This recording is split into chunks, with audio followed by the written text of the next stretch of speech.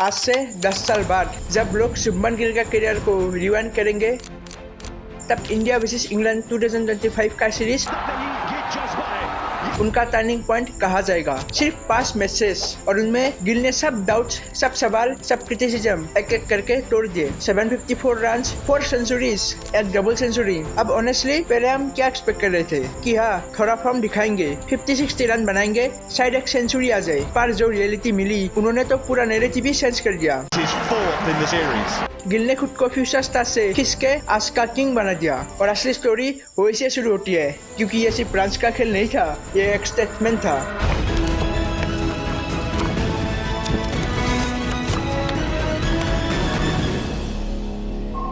गिल ने 2019 में डेब्यू करके 2025 तक बहुत क्रिकेट खेला। वर्ल्ड टेस्ट चैंपियनशिप का फाइनल भी देखा, ओडीआई वर्ल्ड कप भी खेला, चैंपियंस ट्रॉफी तक इतने बड़े टूर्नामेंट्स खेल लिए थे, लेकिन किसी भी एक सीरीज में उन्होंने इतना अच्छा परफॉर्मेंस नहीं किया कि उनके नाम के आगे करियर डिफाइनिंग का टैग लगे। क्योंकि तब तक गिल एक टैलेंटेड ओपनर थे, बस एक और प्रॉमिसिंग यंगस्टर। कभी सेंचुरी आती थी, कभी फेल हो जाते थे, कंसिस्टेंसी मिसिंग थी, रूथलेसनेस मिसिंग थी। पर फिर 2025 का इंग्लैंड टूर,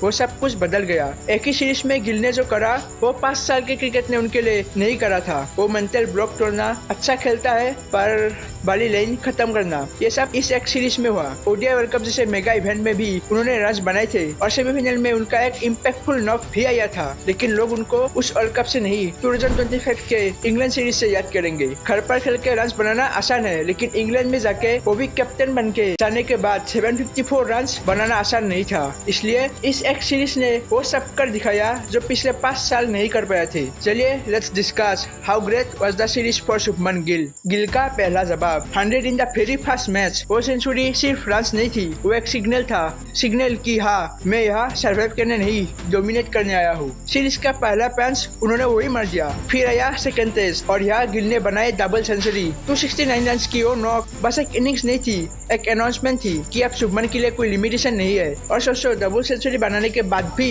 हंगर खत्म नहीं हुई। उसी टेस्ट के सेकंड इनिंग्स में एक और century, back to back 100+ scores in the same match. ये चीज हर प्लेयर के बस की नहीं होती और यहाँ गिल ने दिखाया कि वो सिर्फ फॉर्म में नहीं जोन में है। Indian captain is in the form of his life. Series जैसे आगे बढ़ी, इंग्लैंड भी लड़ता रहा। फोर्थ टेस्ट क्रूशियल था, इंडिया पीछे थी और मैच हाथ से निकलता हुआ लग रहा था, पर गिल ने एक और सेंचुरी जोड़ी जो इंडिया के लिए लाइफलाइन बन गई। उस नॉक ने मैच को ड्रॉ करवाया और सीरीज का बैलेंस बनाए रखा। और हर सेंचुरी का टाइमिंग अलग, कभी शुरुआत में मोमेंटम देने के लिए, कभी प्रेशर के बीच रेस्क्यू करने के लिए, कभी अपोजिशन को नॉकआउट पंच देने के लिए। 2025 का ये टूर सिर्फ टेस्ट की कहानी नहीं था, यह एक लीगेसी डिफाइनिंग चैप्टर था।